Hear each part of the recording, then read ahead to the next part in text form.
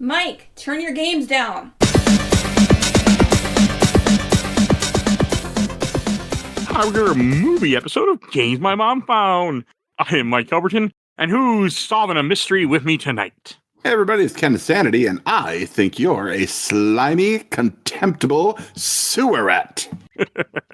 Hey everyone, it's Joe Larrey, and has anyone seen my peg leg? I could have sworn I put it somewhere.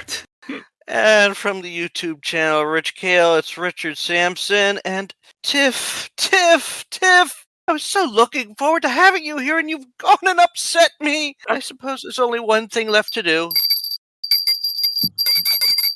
I will play that part for her when I edit it. That's the only way she'll hear it. I should have shook it a bit. I should have rang the bell a bit harder. As long as it picks up in the recording, I have the ability to amplify, so it's all good. And we're actually, Ken, do you want to introduce what we're talking about? Since you Absolutely. like a lot. Oh yeah. Today we are talking about 1986's animated classic, The Great Mouse Detective, as distributed by Disney and directed by soon-to-be legends John Musker and Ron Clements, and Dave Minchner and Bernie Mattinson. Why does it have 4 directors? Long story. Okay. So I always start these off with our histories of these movies. Yeah, I've never seen this before. I didn't even know this movie existed. Until Joe and Ken put it in the Discord and got all excited. I'm like, what is this? Like, I've never even heard of this Disney movie. And I'm not, unaware of Disney movies in the 90s. Like, I don't even know what Black Cauldron is, and I'm pretty sure I've seen it at least once in my life. Like, did not know this movie existed. That's wild, strange. Because Black Cauldron came out before this. Yeah. And Black Cauldron is bad to people. I don't have any remembrance. Well, I've heard a lot of bad things about it. It's a dark movie. It nearly killed Disney's animation studios. Yes. And this movie saved it. But this movie isn't talked about in the zeitgeist. There's a really good reason for that, and we'll get to it. Okay. So yeah, that's my history. I didn't know it existed until recently. And this won a Patreon poll, I should say. So thank you, patrons. And Ken, what is your history with this movie? I have a long history with this movie. This is the first theatrical movie I have memory of seeing. Wow. Oh, the cool. first movie in the theater that I remember seeing. And I love this movie so much. And when it came out on home video a whopping 6 years later, I bought it and watched it. To this day, I have The Great Mouse Detective on VHS, DVD, and Blu-ray. Nice. I like this one. Hey, that's fair. And Joe. Yeah, I can't remember exactly the first time I saw this movie. I think it was like on a movie day at school or something like that. But I do remember that when I did see it, I absolutely loved it. I asked for it for that Christmas, and I did end up getting the VHS. Ended up watching that tape so many times that I just completely destroyed the tape. But like Ken, I did eventually get it like on DVD and Blu-ray, and I do watch it every once in a while just because it is a really good one on the Disney library. And Richard. Well, unlike Ken, I did not see this in movie theaters. I actually saw this at a drive-in. Oh. It was one of those rare times that we could get my father to see a Disney movie. And because, of course, my father has a great love of Sherlock Holmes. I have inherited that love of Sherlock Holmes. It must be genetic. But we saw this at a drive-in theater, back in the days when you actually had to lower the window and put the speaker in the car to hear it and not bring it up on a radio channel. But I don't remember the other movie that was shown that night unless... Because my memory is, I'm at that point where I'm going to confuse certain things, and I could have sworn that one scene, and after rewatching this movie, I remember the scene was actually in DuckTales and not in Great Mouse Detective. Because I remember that I first caught a glimpse of Ghostbusters in a drive-in theater, so I don't know if this was partnered with it at the time or not. Because you know what drive-ins like to do. They like to sometimes grab old films, too.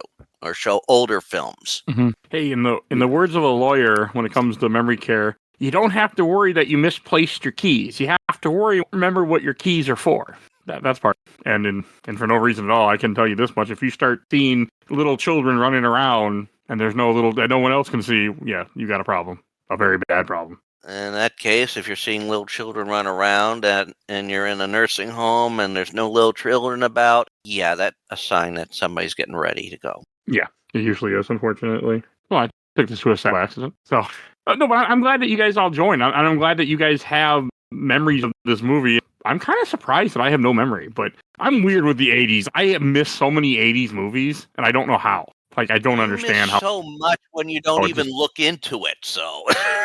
I mean, that is fair, but it's like I grew up I'm born in 87. Like, I grew up in the 90s. Like, I feel like I should have been exposed to some of this stuff. Yes, well, when it comes to Disney movies from the 80s, they didn't get the hype that they did after, they didn't start getting Little the hype Mermaid, Aladdin. The big renaissance. They sometimes want you to forget them. Which is right after this, I think, right? Isn't that when everything starts blowing up? Yeah, this is the movie that kicked off the Disney Renaissance. But why isn't this movie mentioned? Well, I talked about it earlier.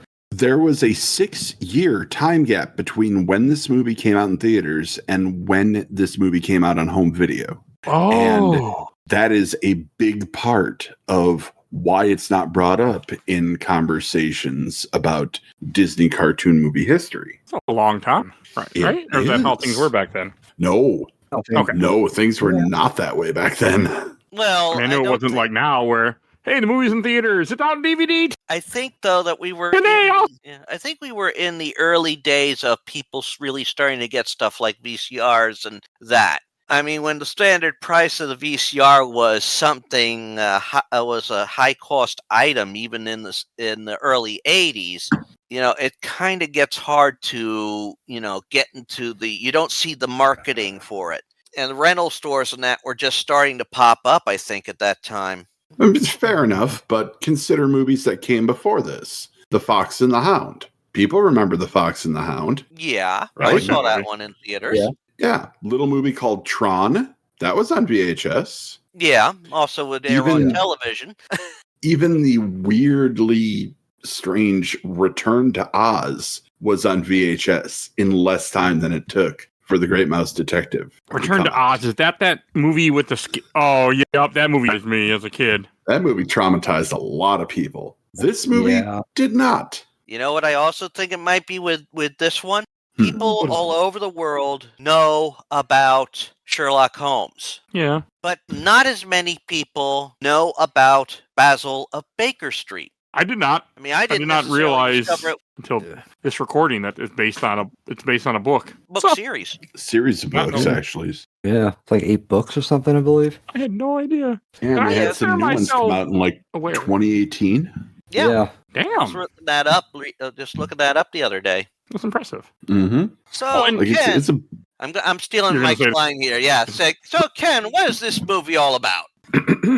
London, 1897. As Queen Victoria celebrates her Diamond Jubilee, so too does the Mouse Queen, ruler of all British mice. A plot driven by the notorious Big Mouse, Professor Ratigan, threatens to upend the Mouse Empire, and the only ones to stop it are a former military surgeon and a detective steeped in the science of deduction. But like the mice version of them, David Q. Dawson and the great Basil of Baker Street hunt with the daughter of a missing toy maker in an effort to stop the mouse version of the Napoleon of crime before he pulls off his most daring crime yet. Bravo! It is a kind of crime, to be honest. Oh, yeah. It's needlessly complex. Yes. Which is why it's great. Yeah, it is appropriately complex for would it be pastiche or variation of James Moriarty? Not sure what the right term there. I mean, I would have liked his name to be closer to Moriarty, but also my only version of Moriarty I can think of lives on the holodeck, and that's not his version. So no, but it's definitely not Andrew Scott from the BBC Sherlock. Because okay, that is good too. Yeah, that's a totally good show. Who that man? Anyway, but Ratigan is such a fucking villain. Oh yeah, he is, and it does not hurt that he is played by international star of stage and screen, the villain to end all villains, Vincent Price. Oh, That's Vincent yes. Price? That's Yes. Vincent Price. Wow. Did not know that. Yep. All right. And that's just how he talks, man. Like, he's not even putting on a voice. That's just Yeah. him. Yeah. Now I I kind of mean, want to that- rewatch he- this. Well, yes, Vincent Price. I mean, let's face it. The man is a horror icon. Mhm. Was a horror icon. He also does have a good sense of humor. I mean, Oh, he's got a great sense of humor. Watch him with the Muppets. oh yes. Half that episode that was actually one my late wife managed to pick up. Wasn't he in But Scooby-Doo and you the know- 13 Ghosts, too? yes, he was Vincent Van Gogh. That's where I know, Which, unfortunately. to bring the character back, Maurice LaMarche does a very decent job of playing Van Gogh. But you also have he was Egghead in Batman, and there's were some stories about how he would be. When they stopped filming, and he'd still be throwing the eggs. It's like, you want to stop doing it? You could get out of character. What? And I still have all this ammo left?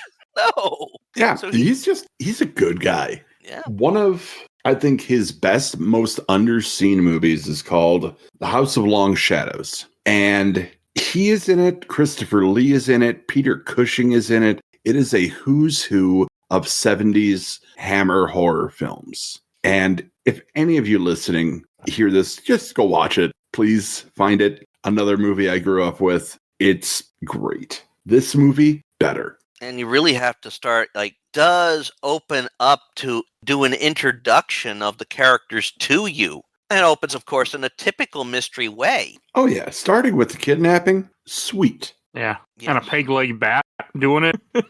Oh, man. He terrified me as a kid. Oh, Yeah. so Yeah. Fidget is arguably one of the most terrifying Disney sidekick villains ever. Yeah. Like those eels from Little Mermaid, got nothing Yes. on Fidget. I don't know. Those are pretty freaky, too. Yeah, but fucking Fidget. and Fidget Also- could be nice and humorous, too. Fidget isn't in anything else, really, I can think of. So I No. played a lot of Disney, been involved in the Disney world enough. He's not a character. I didn't know either of these characters existed, through plush or toys or anything, which I find... Yeah, history has not been kind to the legacy of the Great Mouse Detective, Yeah. which is truly a goddamn shame. Yeah. I wonder why. I was thinking originally that Basil's name would be more of a, closer to Holmes, to have something that kind of, because Dawson, Actually Watson... close to home. Basil is very close to Holmes It is. Yeah. because the character was named after Basil Rathbone, one of the iconic actors who played Sherlock Holmes. Actually, they had some dialogue in this movie that they used. Yes, it was from, I think, an audio recording or a radio recording. Mhm. Oh, that one time when you see Sherlock in the shadow? Yes. Yeah. Okay, Mhm. that's cool. They did not couldn't get Watson, know that. though. Voice for Watson because the actor that played him had passed away. It's cool Yeah. they had that in there. That what it was for that. I mean, I knew it was Sherlock Holmes and Watson, and it made me chuckle that it's the reference to them. They live in the same area. So I did find that funny. Yeah. And this is where it actually kind of breaks from the books a little bit.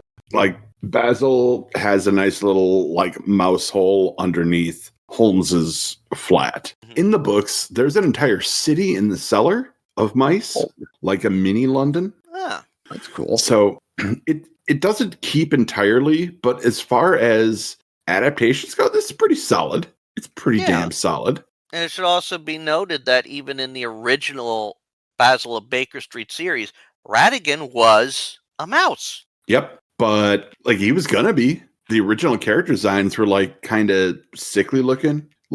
Think Moriarty from the League of Extraordinary Gentlemen comics. Oh, okay. Wizened, not looking great, just kind of on death's door. Early depictions of Moriarty when drawn out. I've seen some of those images. Yeah. That is more in tone with. And Moriarty is what? Maybe, isn't Moriarty supposed to be a few years older than Holmes as well? Quite a few. Okay. But they got Vincent Price to do it. And you can't put a voice like that in a tiny little shrunken body. No, it needs a big voice. No, it would. I hate what popped in my head And- now when you said it like that. Yeah, it'd be ridiculous. And just having this big hulking Professor Ratigan, I think is really cool because that means Basil really has to beat him with his mind because he can't physically overpower him. Oh, it This worked puts good. more Yeah, it definitely puts more stress on the battle of the wits between those two. Yeah. And it's just good for there's Sherlock. You want to have Oh, a villain that he has to beat by his wits. Yes. Yeah. And, The opposite of the original Star Trek. Sherlock Holmes was, a bit of a fighter in the actual stories that spawned him. Yes, he was But- He's a boxer, wasn't he? probably. Original? I have no He idea. was a boxer. He did a lot of martial arts. Yeah. But the most popular versions of Sherlock were, Basil Rathbone and, the intellectual doesn't really fight, but he's smarter than you and he will catch you. And this version of Basil Baker Street is the same. He's not really much of a fighter. He is a master of disguise. I mean, kind of. He tried. Well, no, Holmes was a master of disguise, and yes, it's kind of hard not to be it's kind of hard to beat a master of disguise when somebody knows you're coming. Yeah, especially when they expected you 15 minutes earlier. That was good. So I did laugh a lot in this movie. I did this movie, but I did laugh. I had a decent time. Oh yes, you have I to do wanna have say that. laughs, and I do have to admit that they timed things right and made them blend in nicely with certain things. We'll get to that later. I'm surprised they got away with everybody being drunk, all the mice, and all the smoking in this movie. Like it's 86. Yeah, that's The part- 80s. That was part of the problem. Didn't carry it. Oh, That was part of the reason why it didn't come out for 6 years. because this. I wonder if smoking or drinking was the big issue. The biggest issue was the horny fucking mouse song. What song? Oh yeah, that like the bar, yeah. Yeah, the burlesque number, that was one of the biggest Yeah. issues. It's fine. But it They were like- fits for the era dressed and up the like a Chinese scene. guy. I mean, that was racist. I'll take it. Yeah, I don't it- mind racist stuff in the context. Like that was like, okay, it's 897. It fit what somebody would have do. Like, I mean, it doesn't need to be new context. Yeah. I don't know. I'm weird. I want to say more historical because that's historically accurate how somebody would have portrayed Chinese at that time Yeah. in a very racist way. And also, I mean, I'd like to say, it's the era. They're not as, quotes, overly conscious about that. No. I mean, even if you play the Sherlock Holmes games, even the more recent ones like Chapter 1 and the remake of The Awakened, it tells you this is set in the 1890s where some very, unpolitically correct stuff happened. It's what's the norm for the time. Puts that warning anymore on there. It's the one time, as long as you're not doing it to be overly, like, to either be an asshole or to make a point, but it's just kind of there because it's just there for whatever. Like, that's somewhat of a purpose. It doesn't bother me then, but it has to have a purpose. If it's, I mean, you don't expect somebody to go walking around and saying, "Oh, he's a Chinese, he's an Asian Englishman." Oh, that wasn't the word they used. That would have been a lot meaner in 1897, huh? No. It would have started with an O. Yeah. Oriental. Yes. Yeah. Okay. Yeah, we don't say that word anymore. Oh, I never But realized. Okay. Well, that's not really. It's basically saying It's they're incorrect. from the Orient. yeah, it's incorrect, and they applied it to everybody from Asia. Yeah. Yeah. So that does. I get that point too. I mean, it was more of a general term than saying specific backgrounds. And in defense of using Orient over Chinese or Japanese, if you call you can piss off a Chinese person by calling them Japanese or Vietnamese or Korean. Oh, never call a Korean anything else than a Korean. I can tell you that from experience. Yeah, that's why we, if you're not told where they're from, thinking of them from the Orient is it's a broad background term. It makes you think of the right area of the world, at least. Fair enough. Oh, I forgot about that murder you guys were talking about where the cat eats the mouse, the drunken mouse. Oh, poor baller thought. Yeah, that's quite. I mean, that would do it as a kid. Like, I mean, yeah, it is off screen, but like, I mean, they make it clear what happened. Oh yeah, 100%. See all the other henchmen's expressions. Yeah, they're crying, they're lowering their hats, and out of respect, he did. Yeah. Well, he got a little too drunk. Boy is. And then the reaction when Bartholomew said the 3-letter word. Oh, you just don't say that rat word, boy. No. And it just. I like how everything's upset he pretty gets. cool. Oh, yes. Classic self-loathing behavior. Perfectly pulled off by Price. Yeah, Price does a great job. I did not realize it was Price until you guys said it, and I texted Tiffany. She didn't realize it either. Yeah. Tisk. Yeah. I mean, it is interesting that if it's a mystery that you're not trying to solve who did it, you're trying to solve what the villain is actually up to. I think that's an interesting. Yeah. Yes. Very different for a kid's There movie is too. no doubt who the crime is being perpetrated by. Basil knows right away as soon as Olivia, the daughter, says, "Oh, this bat had a peg leg." And as soon as she said that, Basil's like, "Oh, fucking fidget, let's go!" Like he was on it. Yes. He's not a bad detective. No, he's not. No, He's no Batman, but he's not a bad good. detective. He was always trying to get Ratigan. Just as always, Sherlock Holmes was always thwarting Moriarty, but the thing was, they were so smart that you couldn't exactly pin it on them. You would always couldn't get that last piece to link him directly to the crime. Yes, he would always get close, so very close, but every time he would just narrowly elude his grasp. Well, Yeah. most criminals That are smart enough sounds- not to record what they're doing and how much money they made and then post it on the internet. So, that helped. Thank you, TikTok. But, that's fiction films. Another big difference between this movie and Disney movies that would come after this is you have 3 songs in this movie, That surprised me. and Well. none of them are, like, oh, I want to be in somebody's life, or kiss the girl, or One is Kiss the Girl, singing all right? about no, it's not. But like you have the villain singing a song to their evil boss because probably made him do it. You have the villain singing a mocking death song to his adversary, which that's dark.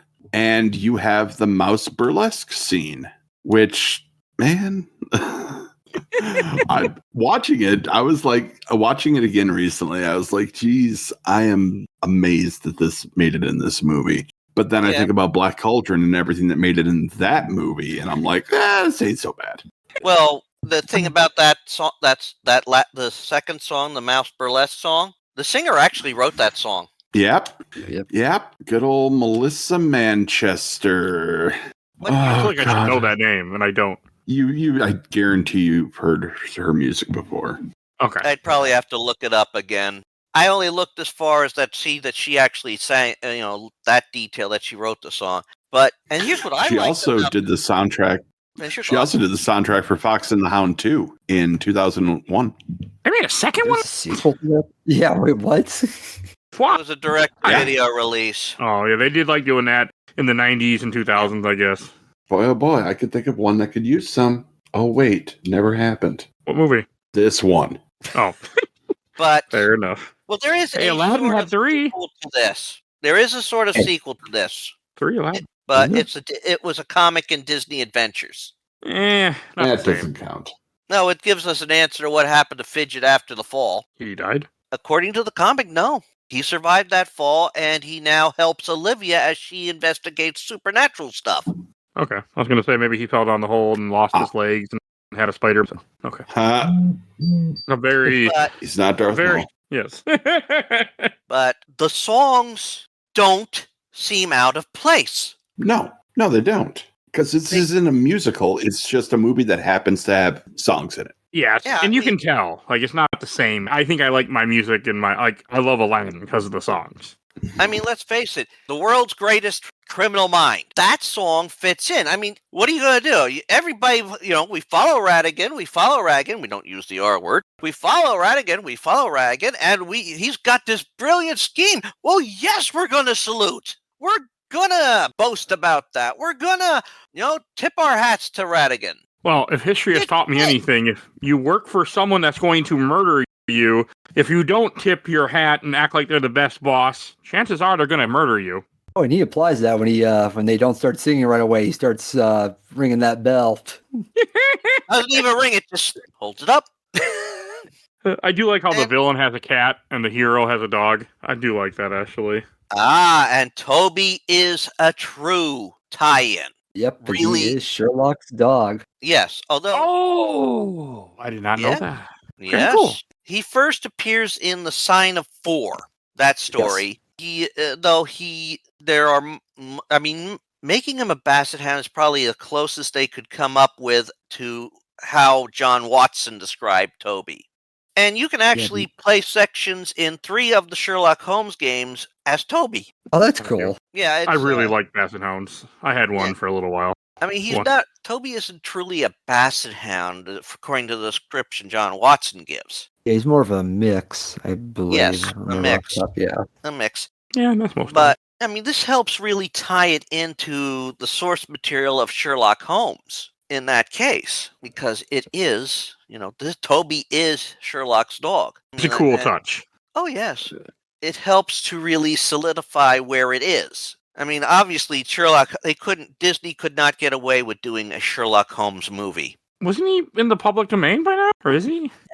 It's yes and no. Some of the stories were, some of them weren't. So some of the characters weren't available yet. But you Okay. also add to it that even I didn't know this until later in life. Sherlock was a known drug user. Oh, It was yeah. 1896. Yeah. And they couldn't necessarily get past that part. But they did a good job of compensating with the depressions. Yes. I mean, Basil, they weren't gonna make a mouse do cocaine. I do want to see that. Can make him watch Cocaine Bear. Oh, it's a really good movie. It actually It's is. a fun one. I had a blast. Okay. See, I only know some of these from watching stuff like How to Beat and all that. So, but hey, I mean, Elizabeth Banks went all out to get that movie done. Yep. Ray Liotta, And- great in that movie. Oh, Leota. Like this movie was a labor of love too. You can feel that. And yeah, like looking at the character designs, you can really kind of see what's going to come after this. Because the next movie after this is Little Mermaid, the next animated movie. And from there, it just went nuts.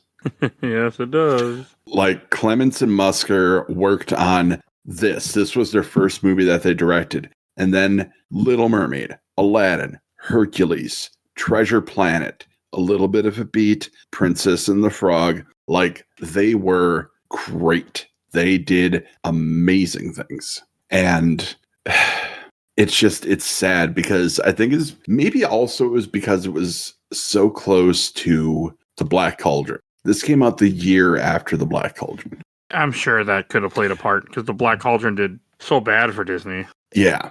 And like this probably would have been the top grossing movie the year it came out if it wasn't for a little movie called An American Tale. Yeah. I've seen that. Yeah. Done. Another movie that has so many direct-to-video sequels.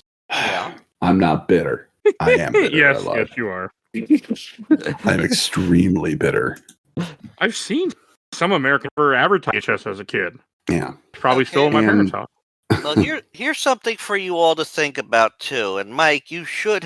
I don't know if you put this together, but think of Basil in the stereotype deer stalker outfit for a detective. Okay. Mhm. Okay. Now picture that and try it and see if you can picture it. Picture it as a statue in a home where I don't know where you're in with this. I'm chairs sorry. are known to spin around. Eternal Darkness? No. Haunted Mansion? No. No, Darkwing Duck, of course. Yep. Oh, Ooh. It's the entrance to the where Darkwing like goes into his Darkwing cave. I haven't thought of that show in a very, very long time. Well, thank the gods it's coming back. Oh, are they rebooting it? Yep. Oh. And I'm very happy about that. They're finally going to it get done- that reboot off the ground, even though they teased it in the DuckTales reboot. Yeah, is it the DuckTales guys doing the reboot? That was a great reboot, too. I don't know, but I know Jim Cummings is coming back to play the voice, so Oh, heck yeah.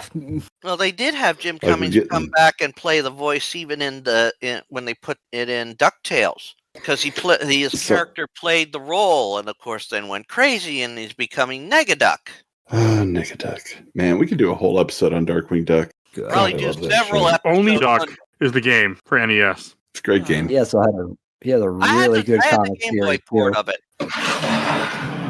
We did on the show a long, long time ago. I had the Game Boy port of that one. That wasn't on the Man. Disney That Afternoon day. collection. That would be cool if there was a game. It won't happen, but it'd be cool. It would be cool. I think probably my favorite trivia piece about this movie is they were going to get some new singer to sing the burlesque song, but they decided it wasn't going to be as contemporary, so they went with Melissa Manchester. They were looking at this up-and-comer by the name of Madonna, and they were like, no, we're not going to do that. So that's fun, because could have been Madonna. But then who knows? Maybe Madonna doesn't become Madonna if she does this movie. Or doesn't do Dick Tracy a little bit later. You leave Dick Tracy alone.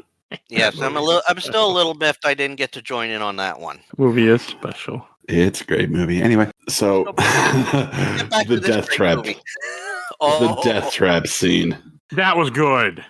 Oh my God. They had to put that in there. I mean, this is that death trap. I think that would be more just for the movie, I think. Because I mean, I like that he couldn't decide on which way to do it, so he just used them all.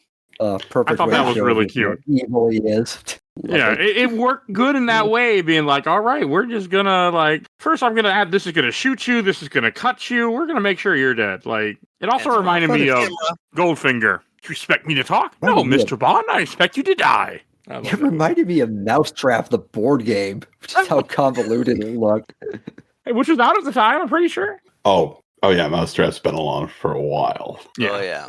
I do like at the end of this whole scene, he's just like, and remember to smile for the picture. And then he does. Yeah. He gets out. It was cute. I like that. Say cheese.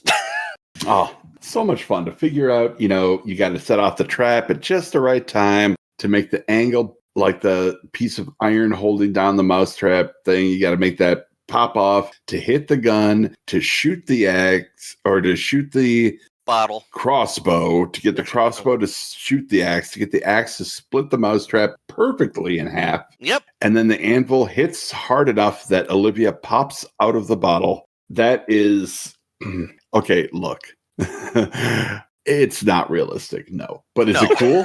Fuck yeah. Yeah, it's funny as hell. I mean, it comes from I think it's one way they try to separate this from Sherlock Holmes, because while Moriarty definitely wanted Sherlock Holmes out of the way, he did still respect Sherlock Holmes enough. I mean, Moriarty did allow Sherlock to write a note for Watson before they had their struggle and fall off Reichenbach Falls in the final problem. Mm-hmm. And if you play through the Testament of Sherlock Holmes, well, Moriarty does a brilliant job of, quote, wiping out, framing Sherlock Holmes and all that in that game. He, in turn, even when it is the last chance and that fails, there was a provision in Moriarty's will that should he die before Holmes is the only person he would trust with the raising of his daughter. So there is a respect for him. Cool. And even in the original version of The Awakened, Sherlock, I believe we run you in the original version of Sherlock Holmes, The Awakened, you run across Moriarty in the asylum in that game. And Holmes does feel bad for him being in the asylum, because they were not nice places, especially with that asylum it was doing. And he, in turn, manages to trigger deep in the mind of Moriarty, even though Moriarty doesn't recognize him. He triggers the hatred for Holmes foiling his schemes and that into sort of snapping Moriarty back to reality to a degree and allowing him, Sherlock, to escape from that asylum. So there is a respect. They respect each other. So what I'm getting is that Ratigan is a worse villain than Moriarty, because Ratigan doesn't give a fuck.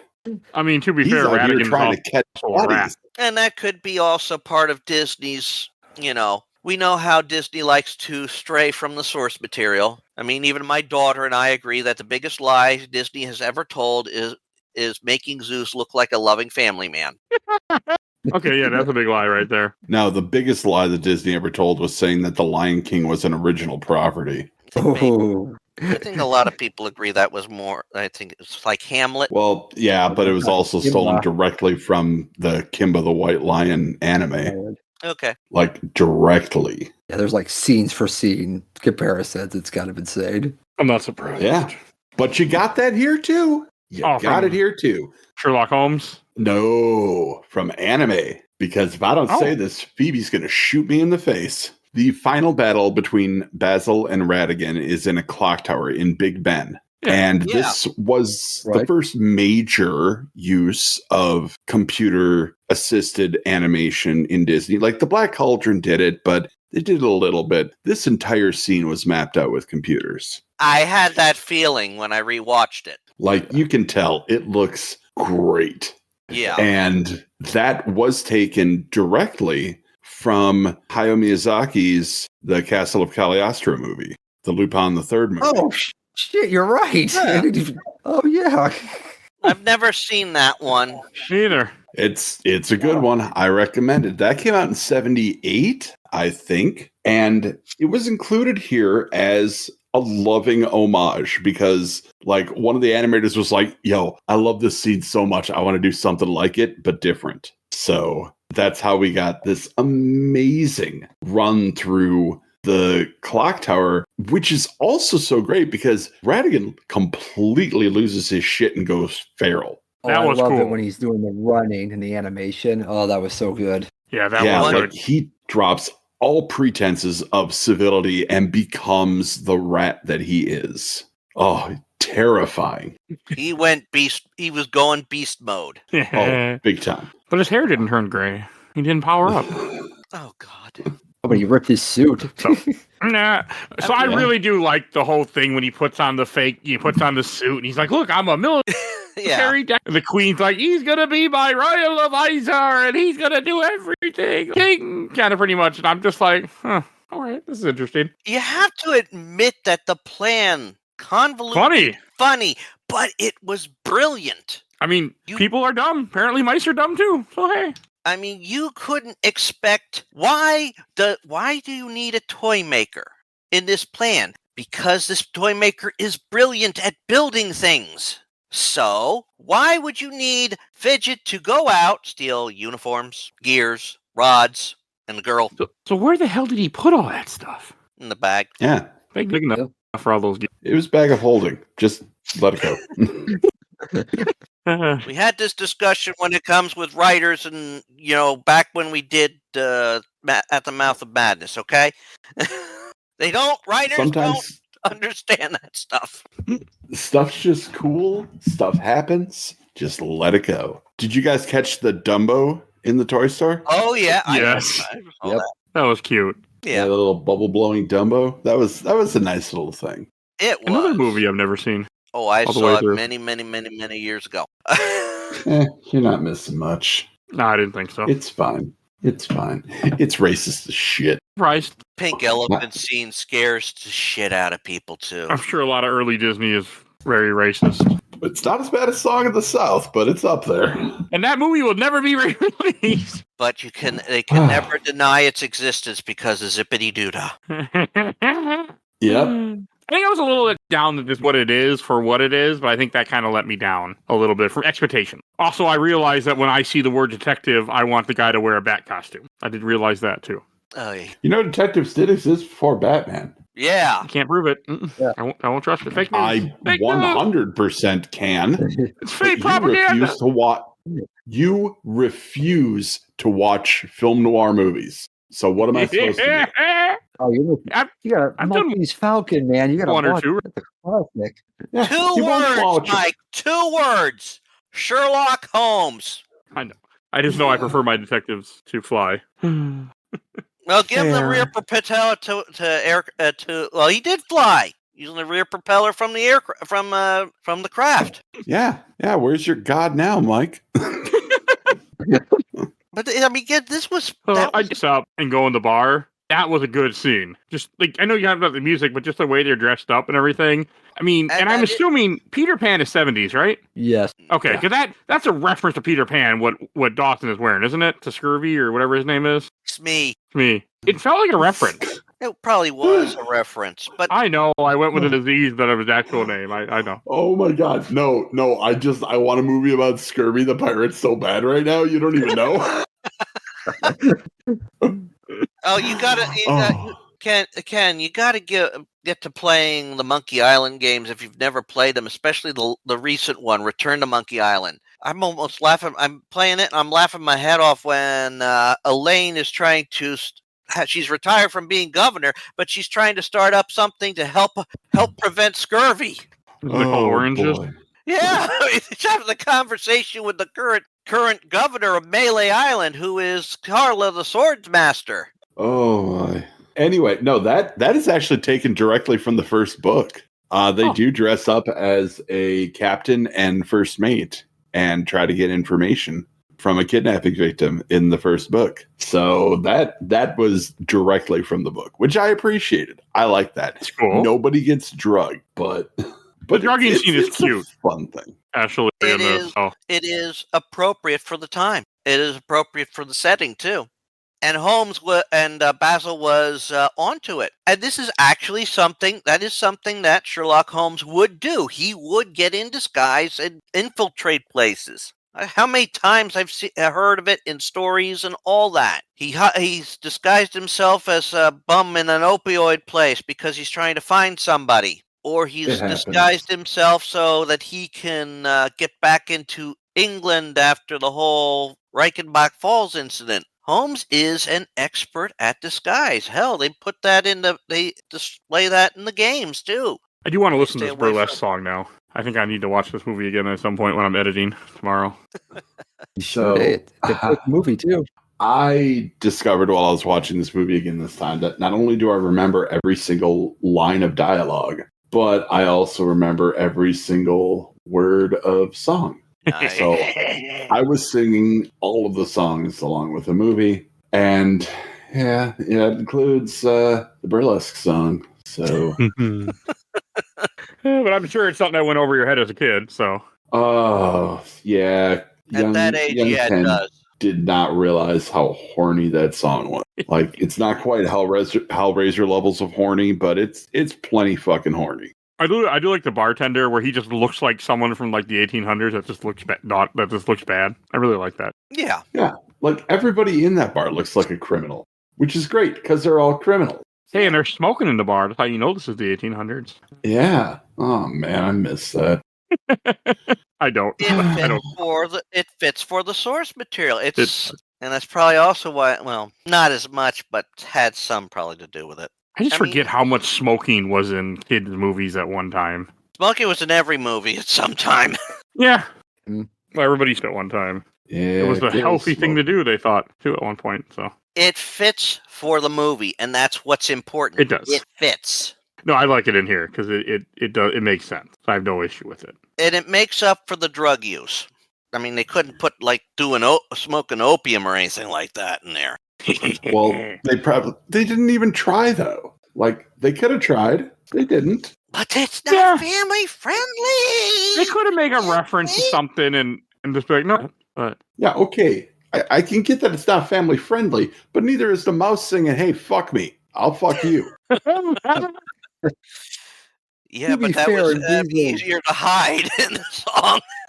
It's not hiding. Basil does have a lot of like science vials and stuff in his residency, so I don't know, he could be doing something in there. Oh yeah. Yeah. Oh yeah. I need to listen to the song now that after you guys had mentioned it. I have to admit that, hearing his mind go off to figure out when to trigger the trap, and it's just hearing all that, and I just had to laugh at the one because you're like, divide by the square root of the hypotenuse. It's like, were they just throwing stuff in there to make him sound smart? Yes. Yeah. Because, I mean, I've done it in real life where I'm like, I'm looking for a car. I'm like, can I make this turn? I got to go this far. Like, I'm doing an equation in my head, but there's no math involved. It's just eyeballing. I mean, the math is there somewhere. Like, that's what made me think of. You have to, I mean, I'm not about to do that, not while watching the movie. But when we look back on, like, God, that sounded so stupid. Because it sounds smart, but when you think about it, it sounds stupid. Well, when you're 6 years old watching this movie in a theater, you don't know what the hell a hypotenuse is. True. I still This is don't. true. I'm 37. I hate algebra, math, and beyond that. So Yeah, I no, really it's the do. devil. I'm with you. I mean, I have to be taught to people unless they're going into engineering. So that's neither here nor there. I don't like high level math. I think it's good if you're doing the particular jobs. And You then know, where you need it. Mike will be the one to look at some puzzles that are math problems that are posted on Facebook and say not to scale. I just think they should take out math and teach more people history. That's what I think they should do. But That's neither here nor there. Yeah, we're not no, talking about school right now. I'm in a rant. Although we do have something that we should say. I mean, Basil shows the typical. You knew as you got older, kid wants to go along. You can't come. It's too dangerous. I want to go along. It's my father. You cannot come along, and that's final. And she's with them. Of course. Because once you say it's final, you know it's going to happen. Well, that's a movie thing. Well, that's a And kid thing, too. That, So, we know this. And I like how she had more control over Toby than Basil did. that was cute. Yeah. I really like that. I also like that, it's another one of those nods to the source material era time. Because her last name is Flabersham. And Flabersham was the last name of the woman in the rich lady in, I believe, Great Expectations by Charles Dickens. As well as showing up as a character in the last name of a character in the real Ghostbusters. When they show that they're trying to be also touch in with the literature. Did I just throw a curveball at everybody? No, now I'm trying to remember Great Expectations. I don't remember real Ghostbusters. I vaguely remember Real Ghostbusters, but not very well. No, the episode of Real Ghostbusters involved a father making a deal with a demon so his family could have a good life. Havisham. Miss Havisham. That's the one from Great Expectations. Close, though. Close, though. Very but close. But it's, you're right. My bad. Close I admit, enough. My bad. It sounds Yeah, similar. look at that real Ghostbuster episode, and the episode they fight toy soldiers in it as well. So also kind of drawing back to this movie. It is a cool idea. Like I do think they had a really good plot here for like what the villain is doing. I know we talked about it, but I really like it. I think that's a really unique idea they went with. And we have to admit that there was a good funny scene. I mean, you have to admit some of the scenes with the cat are funny. I mean, I like that when Fidget lost the list. Basil obviously got a hold of it. And it's like walking away with Fidget. Boss, I thought you'd be a little bit more upset about this. When we finally hear, and then right after he says that, I hope that. And then I hope so too. And then of course it's like he does it again. It's like what? And then it was like, wait a minute, don't eat him. Cat's like, darn. So we're talking about Fidget, and I remembered one thing that I wanted to bring up before we stop talking about Fidget. So, guy who voiced Fidget, Candy Candido, had a really interesting voice, and Fidget is not his real voice. Well, you hear his real voice. Yeah, he was another character in the movie. Yep, he was in the bar scene when he yelled, "Get out, you eight-legged bum." That's his real voice. Oh, wow. And they sped it up to get Fidget's sound. Like, fascinating. Absolutely fascinating. And nightmarish. Fair enough. Yeah, it's like it says on the Wikipedia, he voiced a reprobate in the pub. Yep. And this was the last movie Candy did before he passed. See, what else did he play? What other roles would we have known him for? Oh, I'll tell you where Mr. Flabersham's voice is. I know. I know. Yep. Yep, 100%. That is Scrooge McDuck. Alan Young. Yep. Both Alan Young and Candy were on, what was it, Jack Benny show or Jack Parr? One of those shows back in the 40s. They were on it together. Oh, damn. I just look up Candy, and not a scene that I showed my daughter. I showed her a different scene from the movie, but he was in the Phantom Toll Booth movie. He was the voice of the Awful Din. Ah, yeah. He's also the voice of the Indian chief in Peter Pan. His last credit, according to Wikipedia, Mighty Mouse: The New Adventures. Doesn't say what he played on it though. Oh, he Now was it's my one of turn to the- be wrong. Well, that was a TV show. This was the last movie, apparently. It rates different on Wikipedia. It is cool how they're gonna kill the queen. How he plans to feed the queen to the cat, but then they save her. Like I thought that was kind of humorous. Like, what better way to take power than to get rid of the real person in power? Well, yeah, that's why he had the robot made. Oh boy. And of course, that leads to a very good chase between Toby and Felicia. And when she finally gets away, he's like, and jumps over the fence into the kennel of the Royal Guards. That was hilarious. Yeah, so that cat's like dead, right? That cat's dead. Yeah, you All don't see it 9 again. lives Yeah. gone. There's no way that cat survived jumping in with a bunch of those.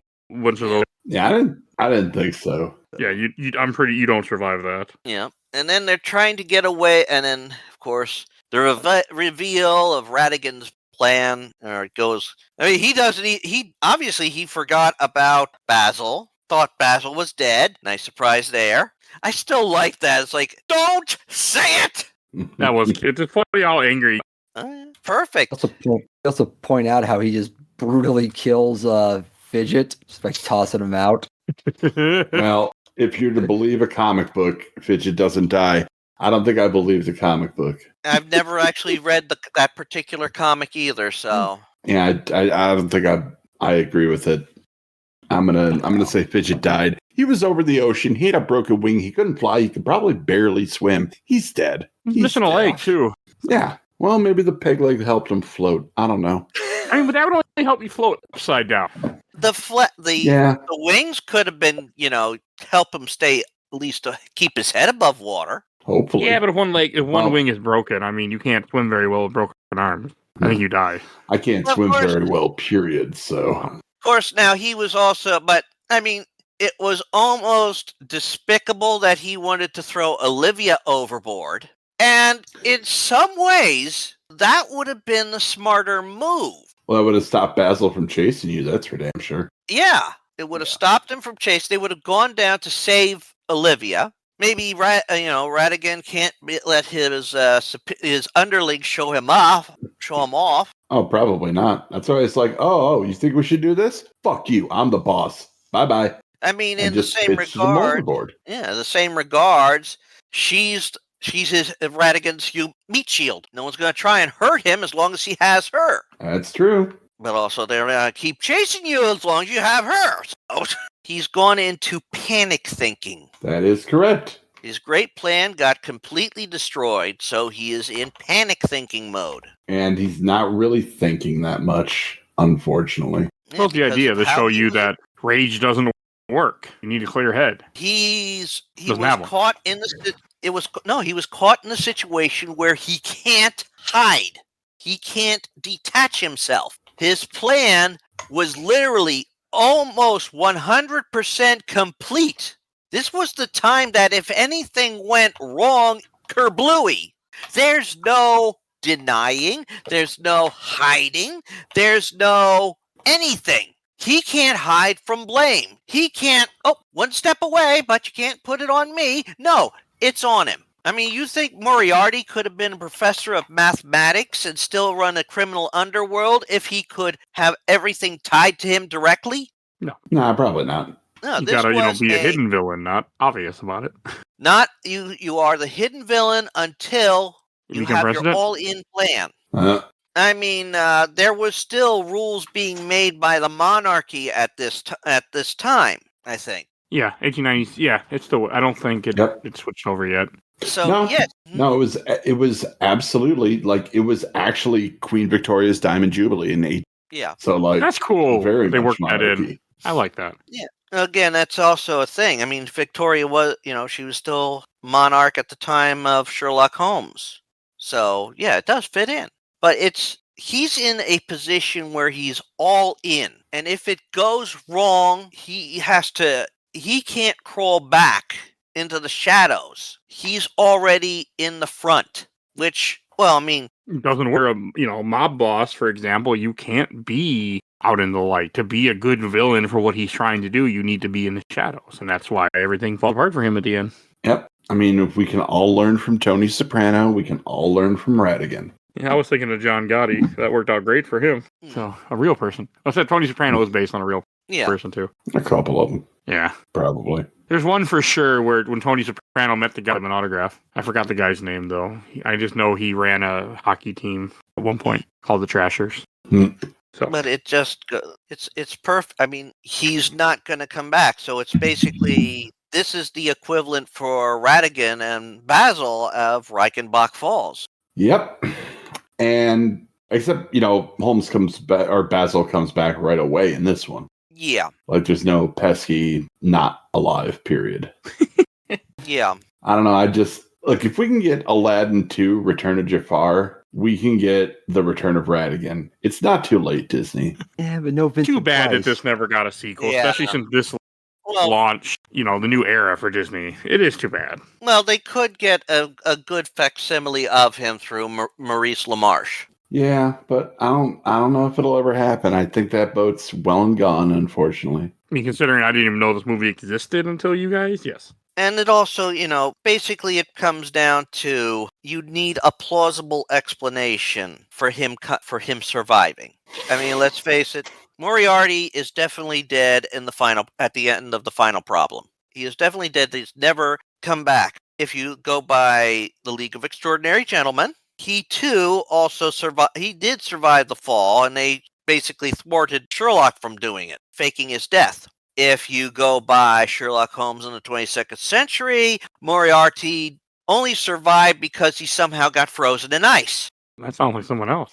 If you look at the games from Frogwares, he survived but didn't really have much of a memory and was kept in an insane asylum until Sherlock Holmes happened to be investigating some eldritch mystery and found him there and let him loose so he could escape the place. Sounds about right. You need a plausible. So Ratigan, for him to, quote, survive, he'd have to fall, miraculously end in enough water so he didn't die, which, let's face it, Big Ben is not necessarily close to water. So maybe falling in an open sewer hole and getting splashed into sewer water, but that would be one hell of a jump. Well, I mean, it's not right on the water, but, it is close enough to the River Thames. I'd have to look at a map now, because I remember when we were in England, we walked by where it was, but we walked right by Downing Street at number 10. It's probably a block or so away from the river.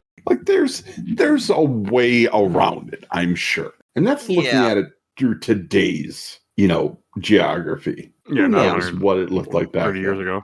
But, there's so much to mine. Where's the Irene Adler mouse? That's a good question. There's a sequel. Yes. Mm-hmm. So, there's so many possibilities, and they just didn't happen. And it's a damn shame, because everybody I've showed this movie to, they love it. And they don't know why it never got talked about. Well, we've explored that here today.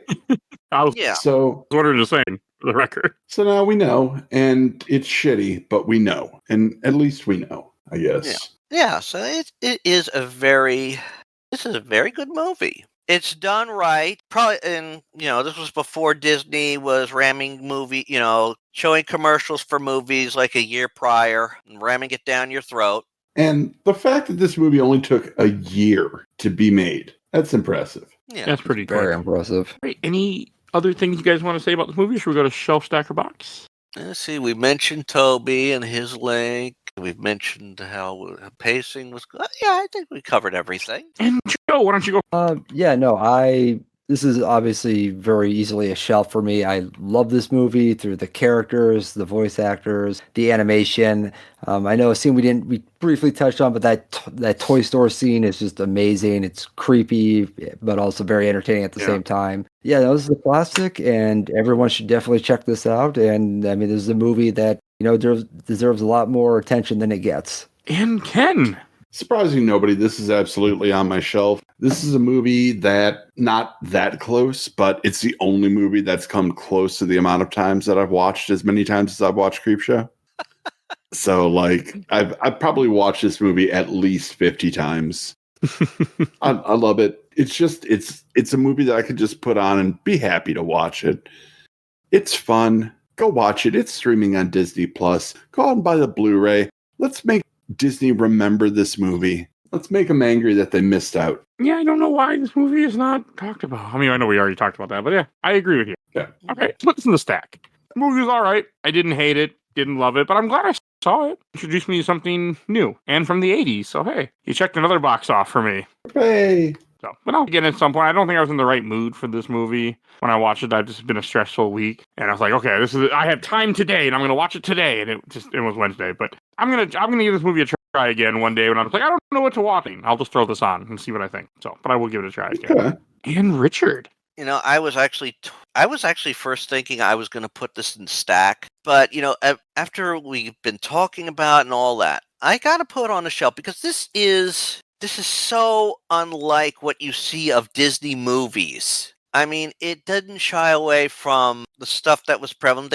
They shied away from the obvious real things. This is obviously a good adaptation of the source material. And the songs don't feel forced in it. I mean, it's only 3 songs. It's nicely paced. It's fitting for the type of genre and for the source material and for the base source material. And you know what? It brought back good memories for me. It made me laugh. It made me smile. Yeah, this is a shelf. I'm glad. And I'm just ashamed. No, I'm glad. Yeah, but it's a shame that Tiffany didn't join us for this. I will tell her. I will make sure of that. Yeah, you're definitely going to play that intro. I am. I will be. All right, I guess I just want to say this was a Patreon voted episode, so thank you guys for voting on Patreon. And you too, people out there, I did not say that right. Can vote. We have 1 to 2 polls a month. So great way to support the show. Great way to things win on the show that I might not do otherwise. So yeah. And Richard, where can people find you at? This was tied in the end, wasn't it? Yes. It was tied with which I will be doing at some point. So you'll probably hear him talk about in the future. I won't join for Atlantis. I never really saw that one. Me either. Although it probably has some, it's probably more of a original story though. But yes, you can find me on my YouTube channel, Rich Kale, and on various fan fiction sites. Channel always has videos premiering, although I'm still trying to get sort of caught up and all that right now. I've been busy getting used to the work schedule and all that again. But yeah, I have videos. They premiere every day, 3 p.m. And sometimes on certain days in the morning, 10 a.m., I have stuff premiering weekly. I mean, I'm playing through games. I have all the Sherlock Holmes games up there. And you can hear me curse out about the one in particular, but you could enjoy other game playthroughs, some scary, some spooky, depending on when this episode goes up, I may have started playing through The Shore, so you can have some horror goodness. I'm also playing through the Evil Within series, as well as Assassin's Creed, which I'm also doing for the show. Although with the show, I'm a little bit farther along than what I am on the channel. But yeah, check out that stuff. If you in 750 other episodes of this podcast, we do movies, TV shows, video games, comics, all sorts of content. You can find everything we do on Podbean. You can just search or what you might find. There's a lot of content in there, so definitely go check out the show. You want to, I said earlier, you want to support us Patreon. If you want to be on the show, if you want to suggest things for us, like this was actually a suggestion too. I forgot to say that. You join our Discord. It is free. We're always having new people join. You'll see a link in the show notes to that. And want to give a shout out to my awesome intro and outro, courtesy of Helena. And check out A Gamer Looks at 40 with Bill Tucker. He's talking Final Fantasy, I'm sure of it still. And check out absolutely the best podcast of Work in Progress. They talk about MCU movies and MCU adjacent movies. And please follow us on Facebook, Instagram, Threads, Blue Sea Only, TikTok once in a while. Yeah, and rate and review for Podcast. I think it's everything I need to say, so we'll see you guys all next time. Bye, everybody. Bye. Later. Bye-bye, Basil.